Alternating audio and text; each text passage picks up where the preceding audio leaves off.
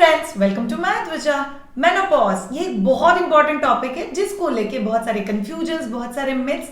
सबसे बड़ा मिथ जो मैंने लेडीज में देखा हुआ है कि चलता है ना, ये तो हर एक के साथ होता है, उसके लिए अलग से ध्यान देने की क्या जरूरत है। तो आज हम लोग इसके रिलेटेड सारी चीजों का सीरीज कर रहे हैं डॉक्टर अंजलि करी के साथ। हम अभी बात कर रहे थे उनका एक्सपर्टाइज, उनका experience, approximately 35 year of experience. और उन्होंने एक बहुत प्यारी सी बात बोली कि मेनोपॉज के बारे में बात करते हुए तो it's like my expertise and my passion. तो हम लोग आज उनसे डिटेल में बात करेंगे। Hi doctor Anjali ma'am, how are you? Very fine, thank you. मस्त। Okay, so my first question to you ma'am, what is menopause? इसका उत्तर देने से पहले आई वुड से मैं ऐसा बोलना चाहती हूँ कि महिलाओं की ज़िंदगी में स्टार्टिंग फ्रॉम उसकी जब वो छोटी लड़की रहती है और उसके बाद वो बड़ी बड़ी बेटी हो जाती है, फिर बहू हो जाती है, फिर वो एक माँ हो जाती है और उसके बाद वो मेनोपॉज का स्टेज आता है। ये स्टेजेस है जहाँ पे उसको हार्मोनल चेंजेस को भी फेस करना पड़ता है, सोशल भी फेस करना पड़ता है, इमोशनल भी और उसका फिजिकल साइकोलॉजिकल भी। ऐसे उसके ज़िंदगी में बहुत से टप्पे हैं। So menopause comes very late, but period रहता है जब वो माँ बनने के लायक हो जाती है, that is reproductive age we call it. And जैसे ही रिप्रोडक्टिव एज खत्म हो जाता है तो ये मेनोपॉज स्टार्ट होता है। Now I will tell you about the menopause. Menopause उसका यानी सीजेशन, मेना मीन्स मेंसेस यानी महावारी पीरियड्स, एंड से पॉज मीन्स वो थम जाना। अच्छा। तो मेनोपॉज यानी उसका जो पीरियड आना है वो इरेगुलर हो जाता है और वो थम जाता है। जब 12 महीने तक पीरियड्स नहीं आता है तो हम बोल सकते हैं कि वो मेनोपॉज आ गया है।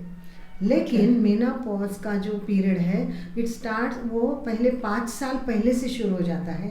और फिर मेनोपॉज आता है और उसके बाद भी 5 साल, this is a long period. उसको बहुत से टॉपसी टर्वी और बहुत से अप एंड डाउन से गुजरना पड़ता है। ऑलमोस्ट 10 साल। 10 साल, सो ह्यूज पीरियड। किसी भी फीमेल की लाइफ में 10 साल तो बहुत बड़ा फेज हो जाता है। ओके, अप्रॉक्स एज क्या है डॉक्टर मेनोपॉज?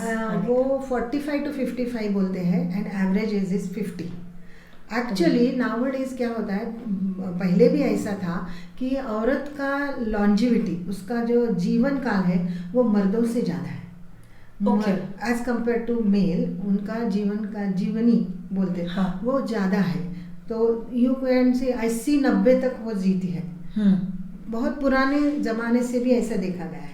लेकिन अभी क्या हो रहा है कि उस टाइम को महिलाएं जो है वो घर में ही सीमित थी, तो और उनका पूरा घर के इसमें और हाउस होल्ड चोर्स में काम करने में और फिजिकल एक्टिविटी बहुत था। बहुत था, खेतों में काम करना, घर का काम करना, दूध निकालना। करेक्ट। सो ये जो काम थे उसकी वजह से वो मेनोपॉज आया और चला गया, उसका कोई उसकी तरफ ध्यान ही नहीं जाता था। Right, that's true.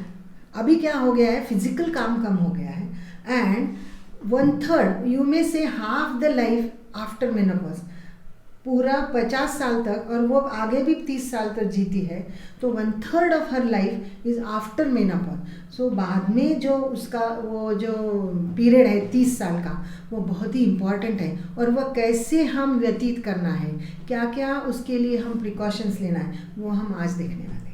वाह, दैट्स इम्पॉर्टेंट। डॉक्टर, एक बहुत out of the box question है मेनोपॉज को ही लेके। मेरी खुद की मदर इन लॉ, उनको मेनोपॉज आया एट द एज ऑफ 31।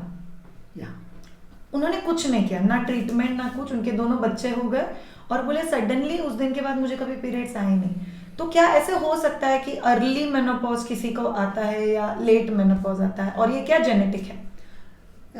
उसका कोई भी ऐसा डेफिनेशन नहीं है। लेकिन जब वो 40 के पहले आता है तो उसको प्री मैच्योर मेनोपॉज कहते हैं। वो बहुत ही जल्दी आ गया है। राइट। क्योंकि क्या हो रहा है, वो डिपेंड करता है कि उसके जो बीज कोश रहते हैं, 2 ओवरीज बोलते हैं आप। Right. अभी आजकल ये बीज कोश की जगह सबको ओवरीज पता है।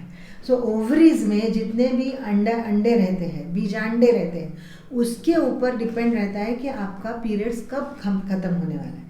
एवरी मंथ 1 to 10 इतने बीज कोश बाहर आ जाते हैं।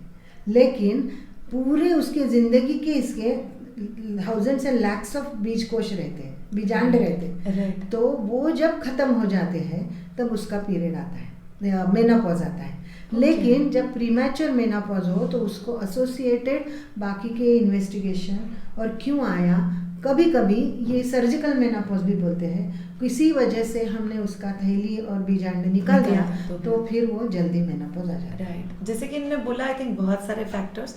पर्सनली मेरी मदर इन लॉ को काफ़ी इश्यूज हुए उसके बाद, Correct. कैल्शियम डेफिशिएंसी हुई, स्लिप डिस्क हुआ, थायराइड इंक्रीज हुआ, और उनको डॉक्टर ने बोला कि आपका कैल्शियम एब्जॉर्प्शन कम हो गया है बॉडी में।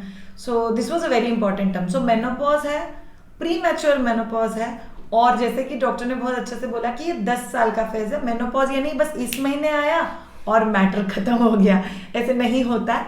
हम लोग पूरा सीरीज कर रहे हैं डॉक्टर अंजलि के साथ। सो अगर कोई मेनोपॉज के आसपास है, इनफैक्ट डॉक्टर अंजलि हम लोग को ऐसा कहना चाहिए, आप मेनोपॉज के पहले भी हो तो ये इन्फॉर्मेशन आपके लिए बहुत ज़रूरी है। वो 5 साल भी क्या प्रिकॉशंस लेना है वो बहुत ही इम्पॉर्टेंट है। Medicine and treatment comes very late actually. Without medicine non hormonal treatment से भी ये सब यू कैन टाइड ओवर, यानी इस मेनोपॉज के प्रॉब्लम से आप बाहर आ सकते हैं। उसके लिए ट्रीटमेंट ही ज़रूरी है, ऐसा बात नहीं। और आपने एक अच्छा कहा अभी आपके मदर इन लॉ के बारे में कि कैल्शियम डिफिशिएंसी हो गया, थायराइड हो गया। She the woman is protected with his womanise hormone, oestrogen बोलते हैं उसको। तो वो ईस्ट्रोजन जब खत्म होता है और प्रोजेस्टेरॉन उसके साथ साथ कम हो जाता है, तो ईस्ट्रोजन प्रोजेस्टेरॉन ये प्रोटेक्टिव फीमेल हार्मोन्स हैं। तो वो हार्मोन्स उसको कैल्शियम भी प्रोवाइड करते हैं, बोन्स का भी ख्याल रखते हैं, बैलेंस ब्रेस्ट का बैलेंस रखते हैं, स्किन का बैलेंस रखते हैं, on top of that digestive system का भी बैलेंस होता है, यूरिनरी सिस्टम, और उसके कोलेजन, हमारे इसमें जो हमारा जो चेहरा दिखता है, हमारी जो बॉडी दिखती है, मांसपेशी है, उसके लिए भी वो हार्मोन्स बहुत ज़रूरी है। आपको पता होगा कि जब एज बढ़ जाता है तो झुर्रियाँ आ जाती है। हाँ। तो वो उसके शरीर में से कोलेजन जो रहता है, फाइब्रस टिश्यू, वो कम होते जाता है। स्किन का भी जो ख्याल रखना पड़ता है, वो जिसके पीरियड्स रेगुलर है उनकी स्किन बहुत ही अच्छी रहती है। जिनको पीसीओएस प्रॉब्लम है, जिनको एक्ने प्रॉब्लम, ये सब मुरुम आ जाते हैं, उनके लिए हार्मोनल इम्बैलेंस वो पूरा स्किन को बिगाड़ देता है। सो इसीलिए हम अपने हार्मोनल बैलेंस रखने के लिए क्या क्या करना चाहिए हम आगे देखेंगे। अमेजिंग दिस वाज, ये तो पता ही नहीं था मुझे भी। बिकॉज कभी कभी ना लोग बहुत खुश हो जाते, अरे अच्छा हो गया 40 में पीरियड्स बंद हो गए, कटकट नहीं चाहिए।